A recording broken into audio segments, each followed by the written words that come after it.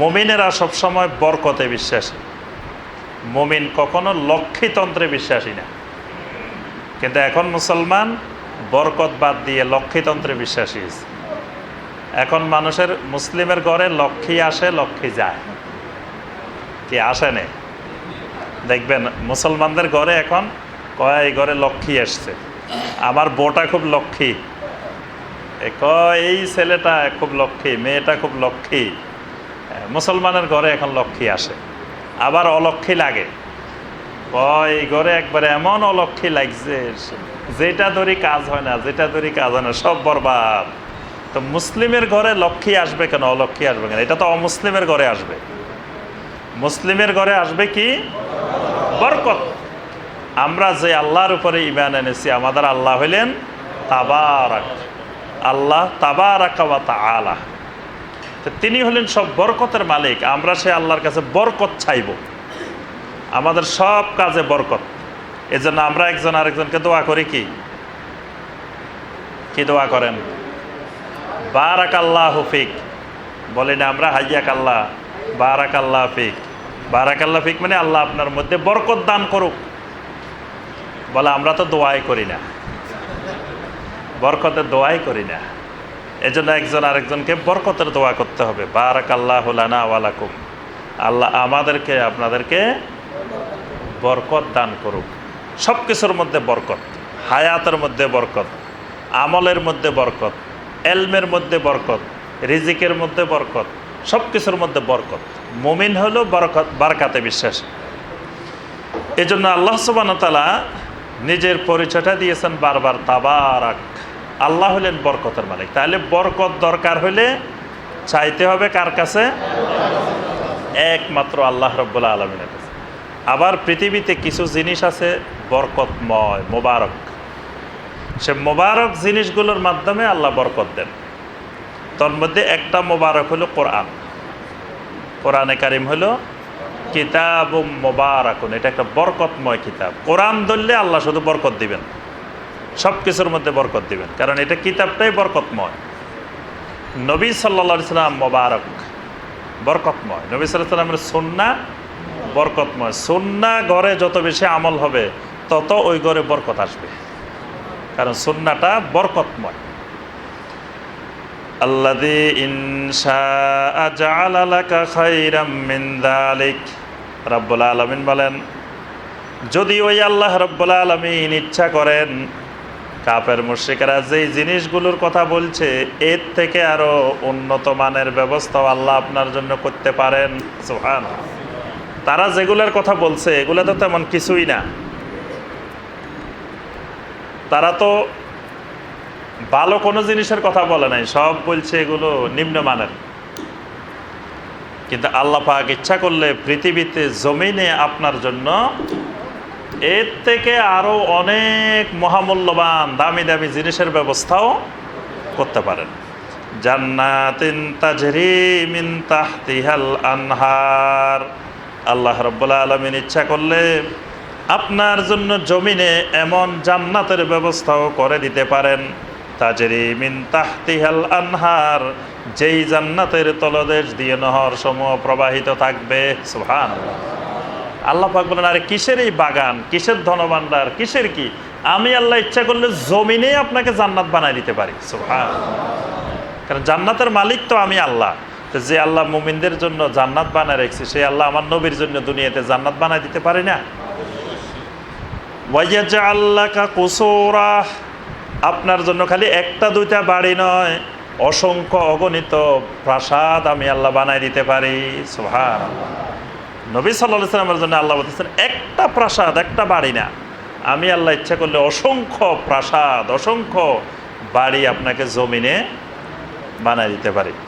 বাল কাযযাবু বিসসাআতি ওয়া আতাদনা লিমান কাযযাবা বিসসাআতি সাঈরা, আসলে মূল কথা এটা নয়।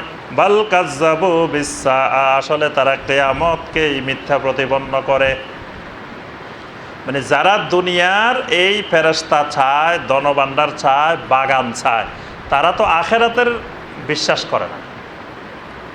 আখেরাত বিশ্বাস করলে তো আখেরাতের যে ব্যবস্থাপনা সেটার তুলনাতে এগুলো কিছুই না। তো তারা যেহেতু আখেরাতে বিশ্বাস করে না, তাদের কাছে দুনিয়ার এগুলোই বিরাট বিষয়। মানে দুনিয়াতেই সব কিছুর মানদণ্ড এগুলা, তারা সম্পদ দিয়ে মানদণ্ড নির্ধারণ করে, ক্ষমতা দিয়ে, প্রভাব দিয়ে মানদণ্ড নির্ধারণ করে, যেহেতু তারা আখেরাতে বিশ্বাসী না। এজন্য দেখেন খোলাফায়ে রাশেদিন রাদিয়াল্লাহু তাআলা আনহুম, খোলাফায়ে রাশেদিনের যে রাজপ্রাসাদগুলো, কীরকম রাজপ্রাসাদ ছিল, আবু বকর, ওমর, ওসমান, আলী রাদিয়াল্লাহু তাআলা আনহুম, তারা পৃথিবীর বিশাল অংশের খলিফা ছিলেন না? তাদের রাজপ্রাসাদগুলো কীরকম ছিল? যে রাজপ্রাসাদের পাটিতে ঘুমাইলে ফিটের মধ্যে দাগ লেগে থাকত, এরকম রাজপ্রাসাদ। যেই রাজপ্রাসাদের উপরে খেজুর পাতার ছাউনি, খোলাফায়ে রাশেদিনের। তারপরে রাস্তার পাশেও শুয়ে থাকতেন, গাছের নিচেও শুয়ে থাকতেন, কোনো পুলিশ লাগতো না, কোনো নিরাপত্তা লাগতো না, কোনো সিকিউরিটি লাগতো না, রাস্তার পাশে শুয়ে থাকতেন। সেই খোলাফায়ে রাশেদিন, সেই খোলাফায়ে রাশেদিন রাত্রে অন্ধকারে একা একা রাস্তায় ঘুরতেন। তাহলে কেন এরকম লাগতো না? তারা আখেরাতে বিশ্বাসী ছিল, যে তাদের দুনিয়ার এগুলো মুখ্য বিষয় না, তারা আখেরাত কামী ছিলেন।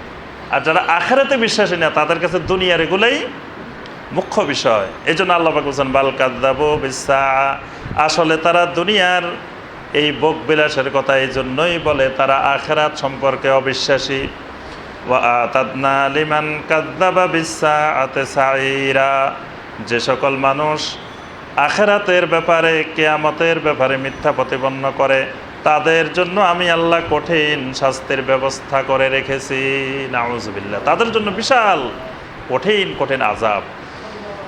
ইযা রাআতহুম মিন মাকানিন বাঈদিন সামিউ লাহা তাগায়্যুযান ওয়া যাফীরা। আল্লাহু আকবার। আল্লাহ পাক বলতেছেন ইযা রাআতহুম মিন মাকানিন বাঈদিন, যখন ওই জাহান্নামের আগুন তাদেরকে দেখতে পাবে, মিন মাকানিন বাঈদিন, অনেক দূরের থেকে, অনেক দূরের থেকে জাহান্নাম দেখতে পাবে যে আমার মেহমান আসতেছে। জান্নাত যেমন দেখবে জান্নাতের মেহমান আসতেছে, জাহান্নামও দেখবে মিন মাকানিন বাঈদিন, যে আমার মেহমানেরা, জাহান্নামের মেহমানেরা চলে আসতেছে। সামিউ লাহা তাগায়্যুযান ওয়া যাফীরা, তখন জাহান্নামের ক্রোধ, জাহান্নামের লম্ফজম্প আরো অনেক গুণ বেড়ে যাবে। নাউযুবিল্লাহ। জাহান্নাম যখন দেখবে তার অধিবাসীরা আসতেছে মেহমান, জাহান্নামের ক্রোধ, মানে আগে তো যেরকম আছে তার থেকে এদেরকে দেখার পরে জাহান্নামের ক্রোধ, জাহান্নামের লম্ফজম্প আরো অনেক গুণ বেড়ে যাবে, এবং জাহান্নামের একটা কঠিন আওয়াজ তারা শুনতে পাবে, অনেক দূর থেকে এই মানুষগুলো শুনতে পাবে। وَإِذَا أُلْقُوا مِنْهَا مَكَانًا ضَيِّقًا مُقَرَّنِينَ دَعَوْا هُنَالِكَ ثُبُورًا, যখন তাদেরকে একটি সংকীর্ণ জায়গায় সম্পৃক্ত করে ভালো করে বেঁধে নিয়ে ওই জাহান্নামের মধ্যে নিক্ষেপ করা হবে, দাআউ হুনালিকা সুবুরা, সেখানে তারা আল্লাহর কাছে শুধু মৃত্যু কামনা করতে থাকবে, আল্লাহ আমাকে মৃত্যু দাও। জাহান্নামের মধ্যে গিয়ে আল্লাহর কাছে শুধু মৃত্যু কামনা করতে থাকবে। আল্লাহ পাক তখন বলবেন লা তাদউল ইয়াওমা সুবুরান ওয়াহিদান ওয়াদউ সুবুরান কাসীরা, আজকের এই দিনে শুধুমাত্র একটা মৃত্যু কামনা করিও না, বরং অসংখ্য মৃত্যুর কামনা করো। মানে একটা মৃত্যু কাজ হবে না, অসংখ্য মৃত্যুর কামনা করো। অর্থাৎ তোমরা দুনিয়াতে বিশ্বাস করতা যে এক মৃত্যুর মাধ্যমেই জীবন শেষ। আমি আল্লাহ বারবার বলেছিলাম যে এই মৃত্যুর মাধ্যমে জীবন শেষ নয়, কিন্তু তোমরা এটাতে বিশ্বাস করতে পারো নাই। কুল আযালিকা খায়রুন আম জান্নাতুল খুলদিল্লাতী বুইদাল মুত্তাকুন, রাসূল আপনি তাদেরকে জিজ্ঞাসা করুন আযালিকা খায়রুন, তোমরা নবীর জন্য যে সকল জিনিসের কথা বলতেছ এইগুলা উত্তম, আম জান্নাতুল খুলদিল্লাতী বুইদাল মুত্তাকুন, নাকি মুত্তাকিনদের জন্য যে স্থায়ী জান্নাত তৈরি করা হয়েছে সেটা উত্তম? সুবহানাল্লাহ। আপনি তাদেরকে জিজ্ঞাসা করুন যে এই দুনিয়ার বাড়িঘর, রাজপ্রাসাদ, ফেরেশতার বহর, বাগান, যা যা নবীর জন্য তারা চাইতেছে, এগুলো উত্তম নাকি ওই স্থায়ী মুত্তাকিনদের জন্য যে জান্নাত সেটা উত্তম? কারণ এগুলো তো দুদিন পরে রেখে চলে যেতে হবে। দুনিয়াতে যেগুলো, এগুলো তো রেখে চলে যেতে হবে, এগুলো ভোগ করার সময় পাওয়া যাবে না। তাহলে যেটা আল্লাহ পাক স্থায়ীভাবে তৈরি করে রেখেছেন, যেটা সহজেই সেখানে স্থায়ীভাবে ভোগ করতে পারে, সেটা উত্তম না দুনিয়ার এগুলো উত্তম? কানাত লাহুম জাযাআও ওয়া মাসীরা। আল্লাহ রাব্বুল আলামিন বলেন ওই মুত্তাকিনদের জন্য এটাই হলো উত্তম জাযা এবং এখানেই হলো তাদের প্রত্যাবর্তন স্থল। লাহুম ফিহা মা ইয়াশাউনা খালিদিন। তাদের জন্য সেখানে যা ইচ্ছা করবে সব কিছু স্থায়ীভাবে আছে। কানা আলা রাব্বিকা ওয়াদাম মাসউলা। এটাই হলো আপনার রবের প্রত্যাশিত ওয়াদা। অর্থাৎ জান্নাতে যাওয়ার পরে আল্লাহর বান্দা জান্নাতি যা চাইবে আল্লাহ তা দিবেন। সুবহানাল্লাহ।